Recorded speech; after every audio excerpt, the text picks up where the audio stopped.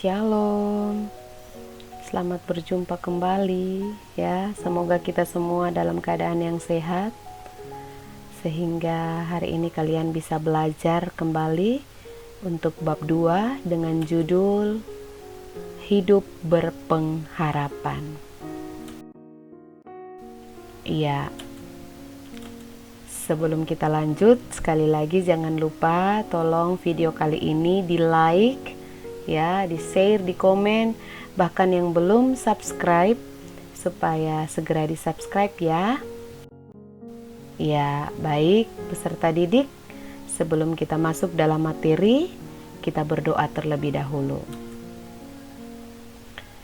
Bapa di surga, kami bersyukur dan berterima kasih hari ini kami semua dalam keadaan sehat.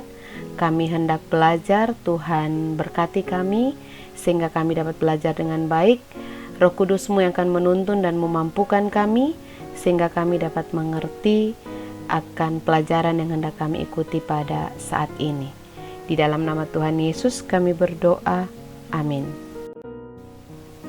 Ya, tujuan pembelajaran yang hendak kita capai pada hari ini adalah yang pertama, memahami makna hidup berpengharapan. Kedua, menjelaskan pentingnya hidup berpengharapan. Ketiga, menunjukkan ciri-ciri sikap hidup berpengharapan. Itulah yang akan kita capai pada hari ini dan pada minggu depan, karena video pembelajaran hari ini adalah untuk 2 kali pertemuan.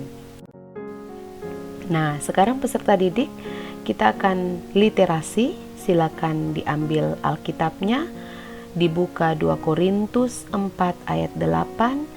Silakan dibaca dan dipahami ayat tersebut. Dalam segala hal kami ditindas namun tidak terjepit. Kami habis akal namun tidak putus asa. Tokoh hidup berpengharapan. Ada yang kenal pada gambar saat ini? Iya, dia adalah Agustinus dari Hippo. Bagaimana kisahnya? Yuk kita nonton kisahnya.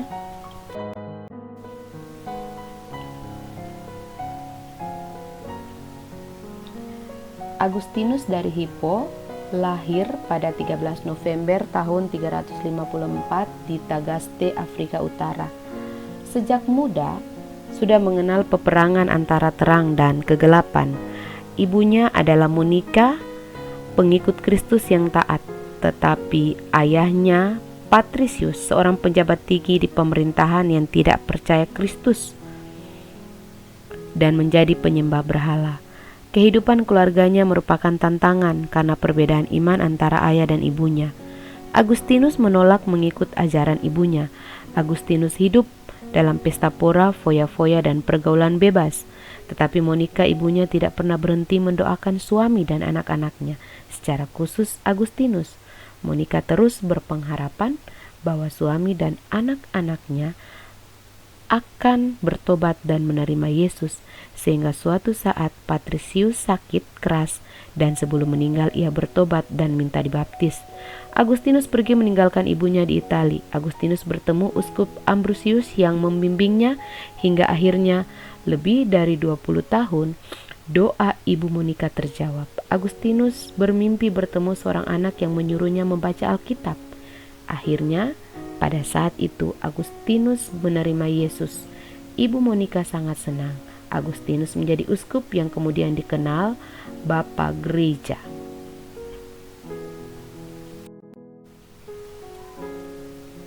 Ada yang kenal gambar ini? Iya, ini adalah Raja Salomo. Sejak Salomo wafat, kerajaan Israel terpecah 2. Mereka menjadi tawanan dan dibuang ke Babel.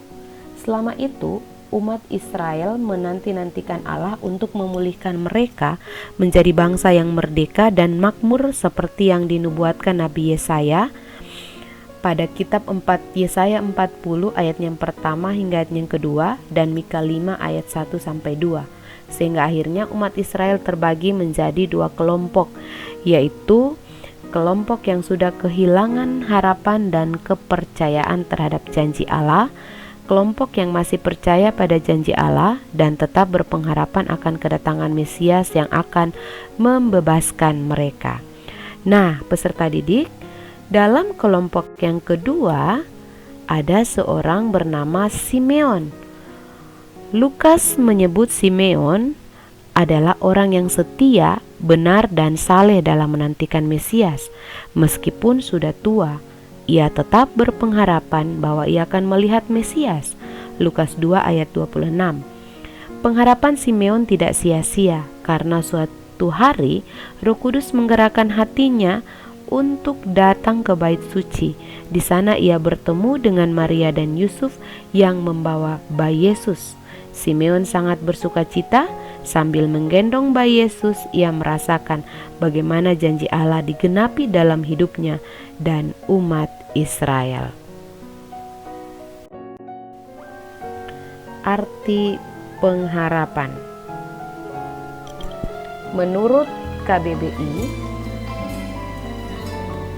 harapan artinya sesuatu yang dapat diharapkan, keinginan supaya menjadi kenyataan, orang yang diharapkan atau dipercaya. Berharap mempunyai arti berkeinginan supaya terjadi, meminta supaya sesuatu terjadi. Pengharapan berhubungan dengan masa depan atau hal-hal yang akan terjadi.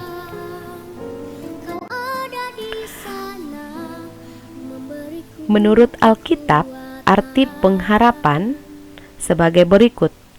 Perjanjian Lama, mikve, artinya menantikan dan mengumpulkan. Dalam Perjanjian Baru, elpis, artinya menantikan yang baik. Menurut Alkitab, pengharapan adalah sau atau jangkar yang membuat kita terkait kepada sesuatu yang kuat, stabil dan kokoh. Dalam hal ini adalah janji Tuhan di dalam hidup kita yang membuat hidup kita teguh, bertahan di tengah hantaman badai.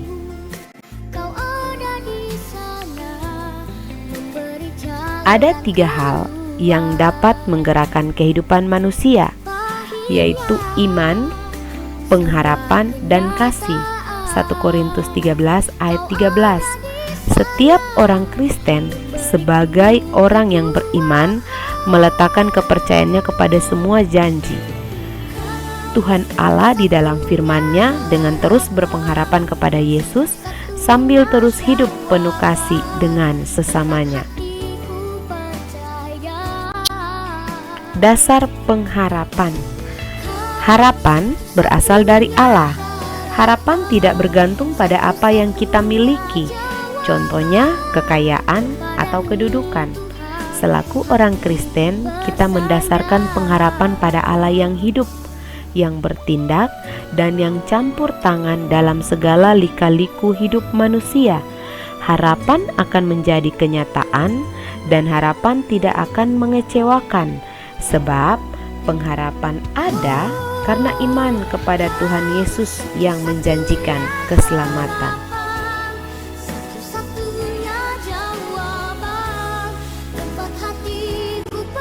Pentingnya pengharapan. Keuntungannya yaitu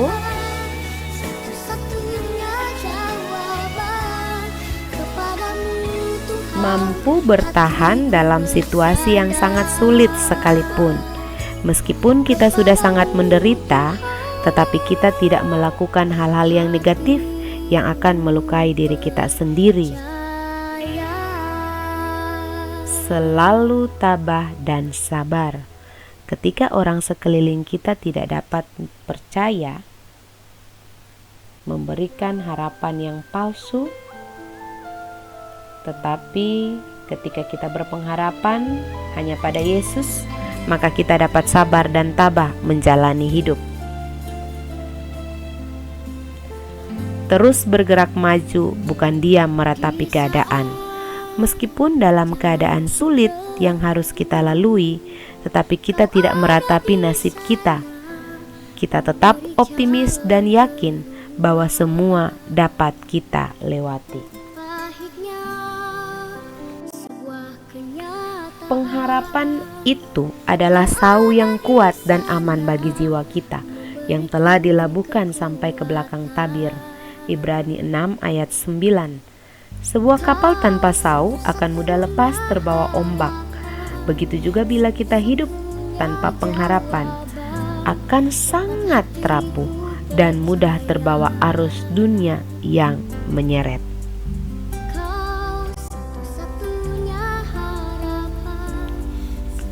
Bila sekarang kamu sedang mengalami berbagai macam kesulitan, entah itu di rumah ataupun di sekolah, janganlah berputus asa. Tetaplah berpegang teguh pada pengharapan bahwa semua masalah dan kesulitan itu pada saatnya akan berlalu. Kehidupan yang lebih baik di masa depan akan kamu alami. Kunci agar kita dapat berpengharapan dalam segala kesulitan adalah bertekun dalam berdoa. Jangan berhenti berusaha. Tetap lakukan yang terbaik. Selebihnya kita serahkan kepada Tuhan. Itu akan membuahkan hasil, baik tidak bagi diri sendiri, tetapi juga bagi orang di sekeliling kita. Karena Tuhan tahu yang terbaik untuk kita dan Dia tidak mengecewakan. Kesimpulan, pengharapan adalah keyakinan bahwa pada saatnya hal-hal yang baik akan terjadi cepat atau lambat. Pengharapan itulah yang akan memungkinkan kita untuk selalu tabah berusaha dan bertekun dalam doa. Hidup tanpa pengharapan sangat rapuh. Kita akan mudah berputus asa dan meratapi diri. Akibatnya, kita tidak akan pernah keluar dari keadaan sulit yang kita alami. Ketekunan dalam berpengharapan akan selalu membuahkan hasil yang baik, tidak saja bagi diri kita sendiri, tetapi juga bagi orang lain di sekitar kita. Sumber pengharapan kita adalah Tuhan. Tuhan tahu yang terbaik buat diri kita, dan Dia tidak akan mengecewakan. Ya, peserta didik, tugas 1 setelah kalian selesai menerima materi, Mem akan memberikan tugas 1. Yang pertama, ya, menuliskan masing-masing 5 ciri-ciri hidup berpengharapan dan hidup tidak berpengharapan. Jadi masing-masing 5 ciri-ciri, ya. Jadi dari materi yang sudah kalian dengarkan tadi, yang kalian sudah tonton tadi, kalian tuliskan ciri-ciri. Kalian bisa ambil dari Agustinus, kalian juga bisa ambil dari Simeon, atau bahkan dalam kehidupan setiap hari. Nah, tugas 2, kalian menuliskan pengharapanmu untuk dirimu dan untuk orang tuamu serta untuk negaramu. Terserah mau berapa banyak pengharapanmu, ya. Jadi, kau menuliskan pengharapanmu apa ke depan. Pengharapanmu untuk orang tuamu apa? Pengharapanmu untuk negaramu apa, ya. Semoga tugas ini bisa dipahami, ya. Dan terakhir, evaluasi. Yang pertama, jelaskan arti pengharapan. Kedua, tuliskan 3 hal yang menggerakkan kehidupan manusia. Ketiga, tuliskan untungnya kita memiliki hidup berpengharapan. Keempat, jelaskan dasar pengharapan orang Kristen. 5, tuliskan kunci agar kita dapat hidup berpengharapan. Perhatian. Nah, ini harus diperhatikan baik-baik, ya, peserta didik, supaya kalian tidak lagi bertanya, ya. Jadi perhatikan baik-baik. Tugas 1 dan 2 dikerjakan hari ini, tanggal 4 Agustus 2020. Khusus, ya. Tugas 2 itu dituliskan pada postingan akun media sosial. Jadi silakan kalian mengupdate, ya, tugas 2 itu di media sosial dalam bentuk status, ya. Di media sosial terserah, mau di Facebook, IG, terserah. Jangan lupa hashtagnya, ya. Hashtagnya tag Part 8, tag hidup berpengharapan, dan tag Veliaslin Tengko, ya. Kalau tidak bisa kalian hashtag nama saya atau tandai nama saya, tidak apa-apa, tidak perlu, yang penting sudah ada hashtagnya ya. Karena saya sementara ini masih menutup akun Facebook ya, kecuali Messenger. Kemudian bukti dari tugas nomor 2 itu kalian screenshot postingan kalian di Facebook, kemudian kalian kirim ke grup. Terakhir, evaluasi dikerjakan pada pertemuan berikut ya. Tugas evaluasi tadi yang terakhir atau tugas 3 itu kalian kerjakan pada pertemuan berikut, yaitu tanggal 11 Agustus 2020. Ya, bisa dipahami sampai di sini? Oke, baik. Kita akan mengakhiri pembelajaran kita pada hari ini. Kita akan berdoa. Mari kita berdoa. Tuhan Yesus, Engkaulah satu-satunya harapan dalam kehidupan kami. Terima kasih buat materi pembelajaran pada hari ini. Kiranya dapat kami pahami dan mengerti, dan Roh Kudus-Mu yang akan menuntun kami untuk melakukan dalam setiap kehidupan kami. Ya Bapa di surga, berkati kami semua, berkati orang tua kami, berkati negara kami. Biarlah Indonesia bisa cepat sehat dan pulih, sehingga kami boleh beraktivitas sebagai seorang pelajar dan guru di sekolah kami. Terima kasih Bapa di surga, dalam nama Yesus, haleluya, amin. Baik, pembelajaran kita sudah selesai. Terima kasih. Tuhan Yesus memberkati. Selamat belajar. Salam sehat.